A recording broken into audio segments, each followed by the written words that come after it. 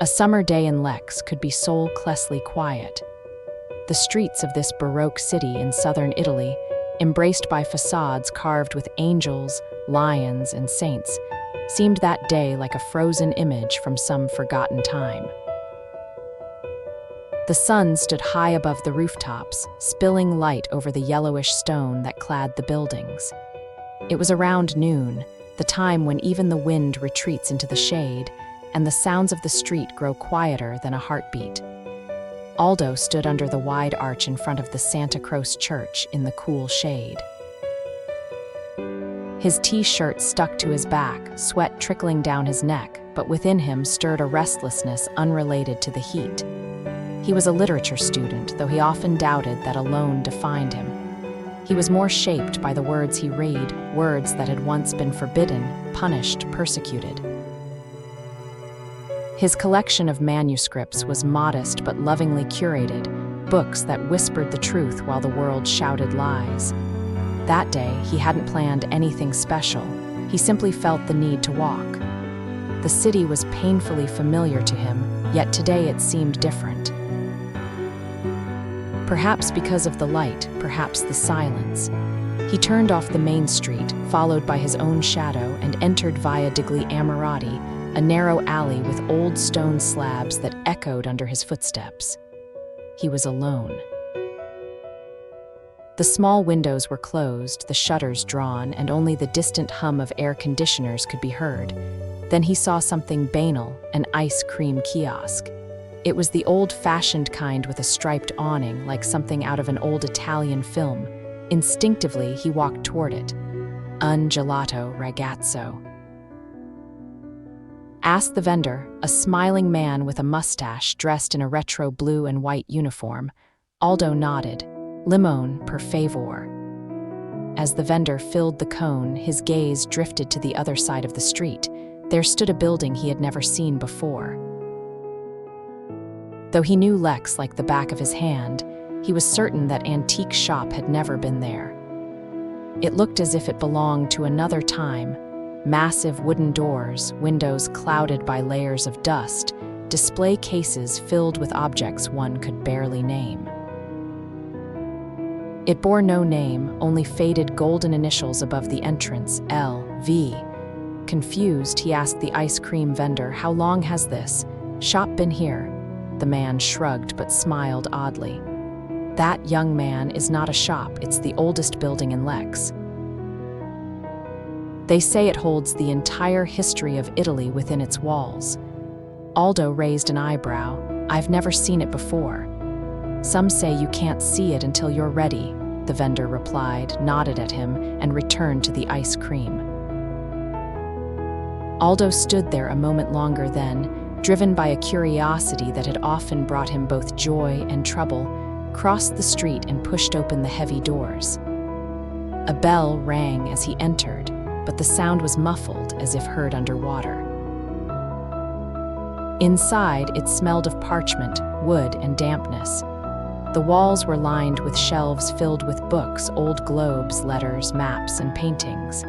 Light streamed through a stained glass window, creating the feeling of stepping into an alchemist's chamber. Behind the counter stood a man. Older, shorter, with silver hair and bright blue eyes. Those eyes were cold but not cruel, more enigmatic, as if they already knew something about Aldo that he didn't know about himself. "Buongiorno," the old man said. "Buongiorno, I'm just browsing." "In this shop, nothing is ever just," the shopkeeper said quietly, then turned toward the shelf behind him, showing no further interest. Aldo wandered between the shelves, absorbing every object with his gaze until his eyes fell on a diary. Black leather cover, no title, no markings except for a thin silver border along the edges. His hand reached for it as if it knew where it belonged.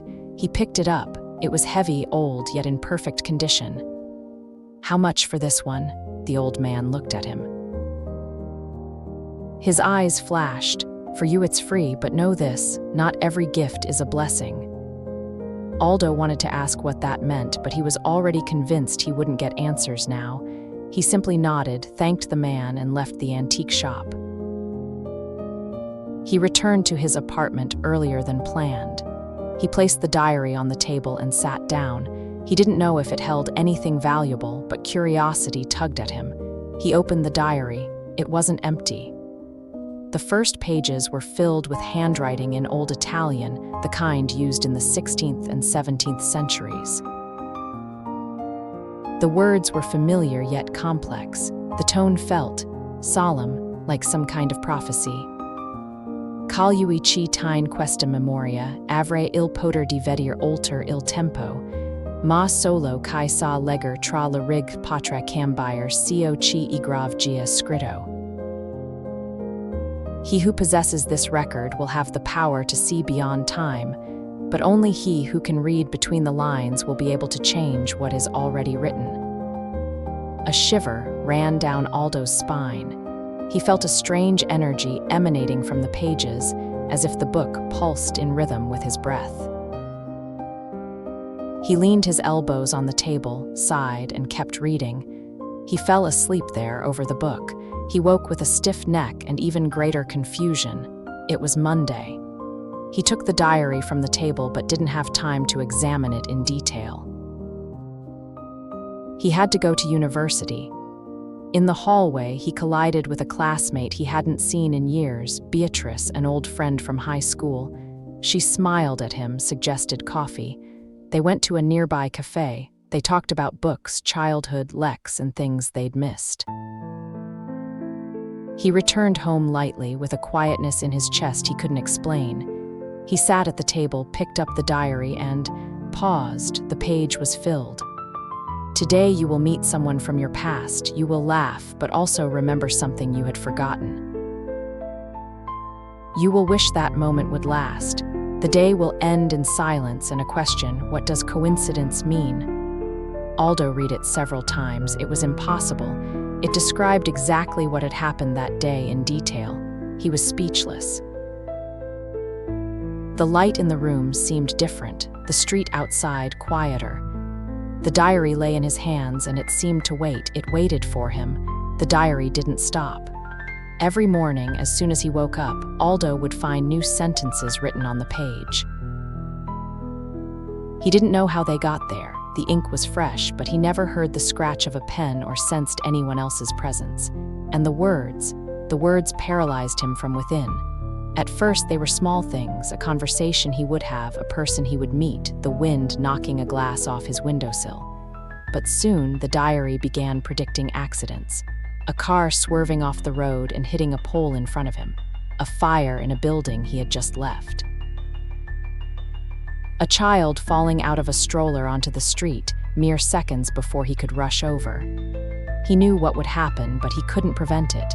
It was as if his hands were tied by invisible ropes of fate. Restlessness grew in him, a mix of fear and fascination. He was on the edge, between reason and something far deeper and darker. Seeking answers, he turned to Professor Vergano, an eccentric, forgotten thinker from the Department of Occult Studies. A man whose office resembled an alchemist's chamber more than an academic space. The walls were covered in old maps, sacred texts, and illustrations of forbidden symbols. "Professor, have you ever heard of a diary that writes itself?" Aldo asked, holding the notebook in a trembling hand.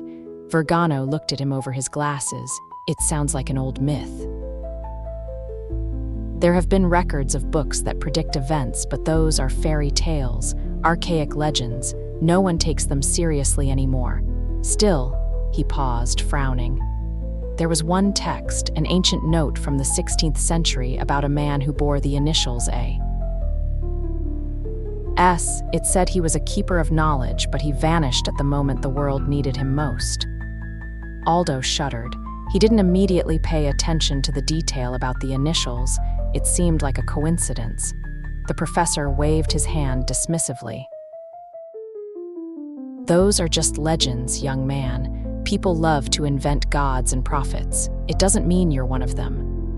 Yet what followed made him doubt everything he had ever known. One morning, the sentences in the diary weren't about trivialities. It read, "Tomorrow begins the end, one breath and all will fall silent, one stroke and the world will burn."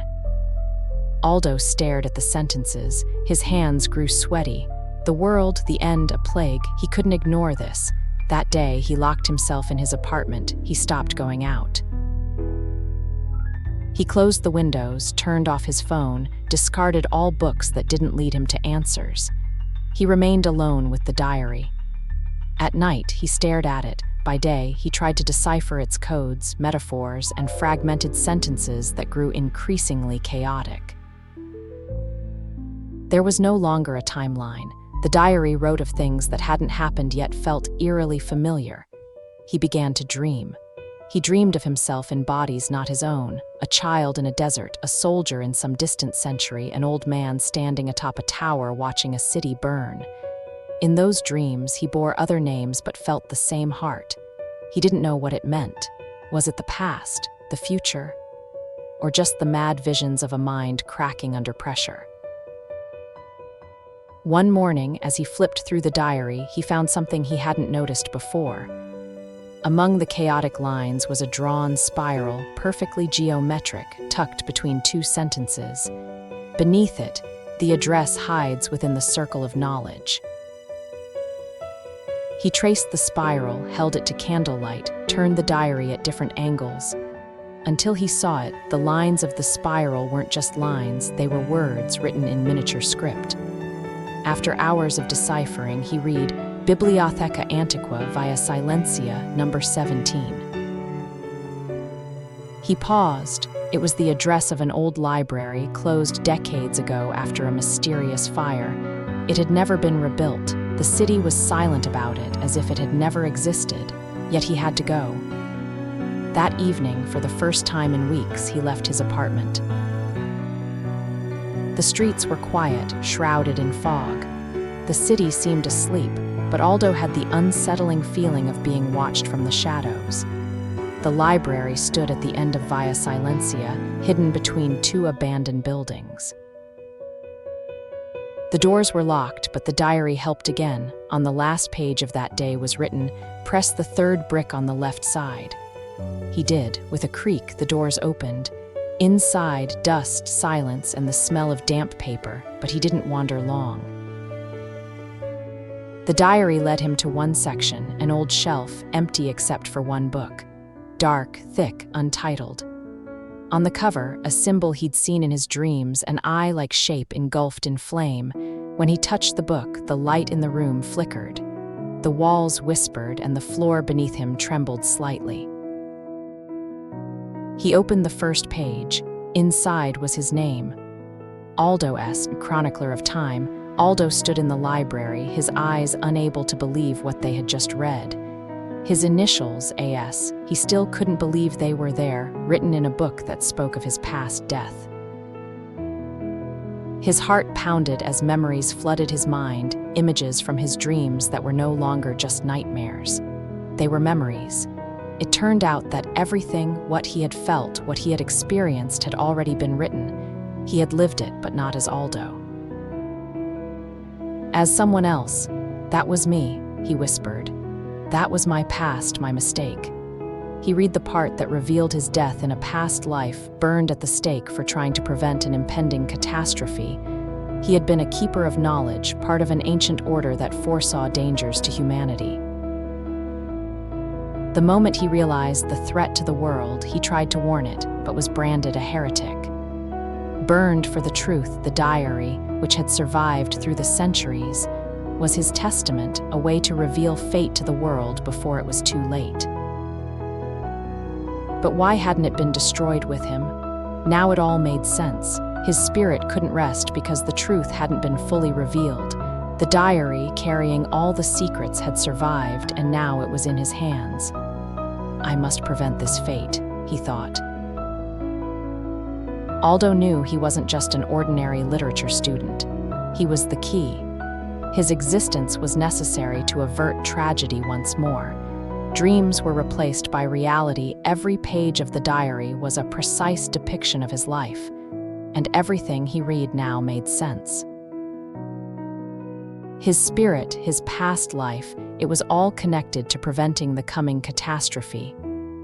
When he recalled his last dream, the memories of ancient events grew clearer. He knew he had tried to stop an apocalypse many centuries ago, but it had failed. Now, as Aldo, he had to piece together the puzzle and find a way to prevent disaster. He flipped through the diary again and reached the last page. It was blank. He couldn't believe it. Though all the events he had experienced were recorded, the final page was empty, no advice, no guidance. What does this mean? He wondered. He realized it was still a test. The blank page reminded him his mission wasn't over. To prevent the coming catastrophe, he had to uncover one more clue. He had to learn how to save humanity from death. He couldn't stay in the library, searching for answers only in books. He set out on a journey, understanding he had to use everything he'd learned from his dreams. The dreams were guides, but now they had become memories. In his dreams, he saw an ancient bookstore, one that hid the most dangerous books and prophecies. He knew he had to find another clue there. It was the key. Only he could uncover the secret that had led to catastrophe. So Aldo faced his next challenge. He had found his name in the books, understood his past and the truth hidden within him, and now he had only one question: how do I stop it from happening again? Aldo knew all the clues led to one place. A place that held far more than history, far more than past lives. A place that was warm and peaceful, yet deeply connected to the core of his existence. I couldn't go on like this, he thought. I must break free. I must save the world, but also myself. In the heart of Old Bari, nestled in the city center, stood a small church. It wasn't known to tourists or often visited by locals. Yet it was a place of serenity, with a small garden full of lavender and roses.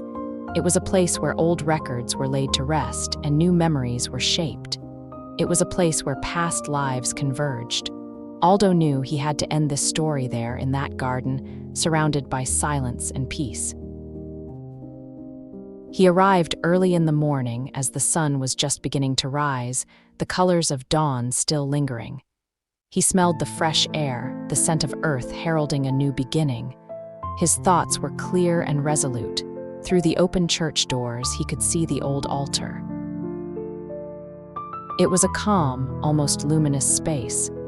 As he walked toward it, his heart was heavy yet excited. He began to write. The last page of the diary lay before him, blank, just him and the pencil. He knew the final word, the final letter to fill that page was the key to everything. The scourge is stopped, he wrote. It is now the past, as am I. The diary recognized that all had been achieved. It began to burn, but this was no ordinary fire. It was a luminous flame, a light that illuminated the entire church courtyard. Its pages burned but didn't vanish. They were the fires of past centuries, fires that purified. The fire was both an end and a beginning at once. Like the closing of one cycle, but in that closure, a new possibility was found. As the flames consumed the pages, Aldo knew he had passed all the tests. For the world to continue, for him to continue, he had to end his cycle. The diary disappeared in the flames, but he was no longer bound to it. It was just a book. Aldo had become what he was meant to be, free. The city was quiet. The first rays of morning sunlight bathed the narrow streets of Bari, and the scent of fresh air was full of hope. The city smelled of optimism, of a new day, as if anything were possible. It was a morning of promise. Aldo stood on the church threshold, watching the sunlight filter through the leaves, watching the city begin to live again, and knew everything was in his hands. He no longer carried the weight of the past. Sometimes, true freedom comes when we let go of our greatest fears. And as the sun illuminated the streets, Aldo continued on his way.